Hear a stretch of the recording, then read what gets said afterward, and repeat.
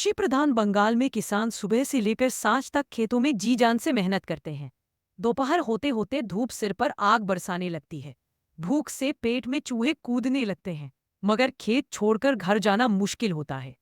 तभी तो किसी किसान की प्यारी पत्नी, उसकी बेटी या छोटा बेटा, कोई ना कोई अपना किसान के लिए घर से प्यार से बना गरम खाना लेकर खेत में ही पहुंच जाता है।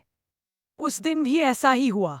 एक हिंदू किसान तपती दोपहरी में पसीने से तरबतर मिट्टी में लथपथ खेत जोत रहा था। तभी उसकी पत्नी सिर पर खाना की टोकरी और पानी का जग लेकर खेत के पास पहुंची। पति को देखकर उसके चेहरे पर थोड़ी राहत आई। आओ खा लो जी, थोड़ा सुस्ता भी लो, पत्नी ने मुस्कुराकर कहा। किसान ने हिजल के घने पेड़ की छाया में बैठते हुए थका हुआ सांस छोड़ा। पत्नी ने पत्तों की छांव में पत्तल बिछाई, गरम चावल, भात, दाल रखी। किसान ने हाथ जोड़े, हे भगवान भूख मिटा दो।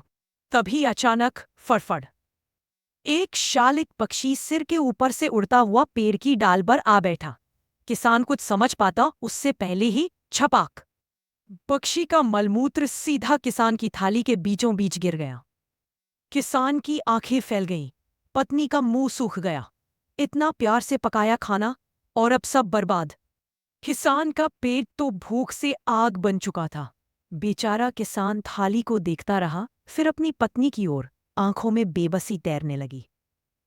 पत्नी ने हिम्मत बांधी, धीरे से बोली, सुनो जी, आसपास कोई धर्मगुरु हो तो पूछाओ, कोई तो हल बताएगा। तुम्हारी यह हालत मुझसे देखी नहीं जाती।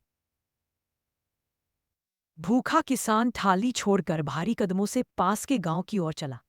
आते दुखने लगी, मगर धर्म का डर मन में बैठा था, कहीं पाप ना लग जाए।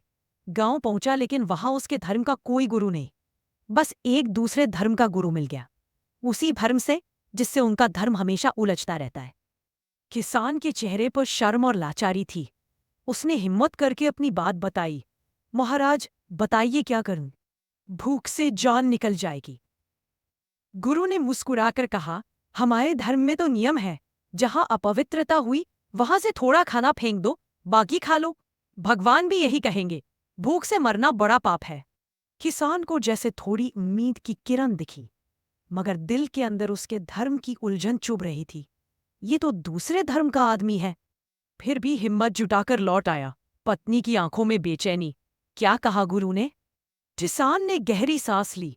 हमारे धर्म का कोई वीर नहीं मिला, मगर एक मिल गया, उसने यही कहा है, उल्टा सीधा मत सोचना, भूख से मरना उससे बड़ा पाप है। किसान ने कांपते हाथों से थाली उठाई, मल गिरा हिस्सा और थोड़ा चारों तरफ का चावल फेंक दिया, छपाक, और बाकी को हाथ जोड़कर खा लिया। एक एक ग्रास खाते हुए उसकी आंखों से आंसू बह निकले। भूख भी बुझी और मन में कहीं धर्म की गांठ भी कस गई। पत्नी चुपचाप बर्तन समेटने लगी। पेड़ की छाया में फिर वही पुरानी खामोशी लौट आई, मगर किसान के दिल में धर्म, भूख और विवशता का नया जख्म बन गया।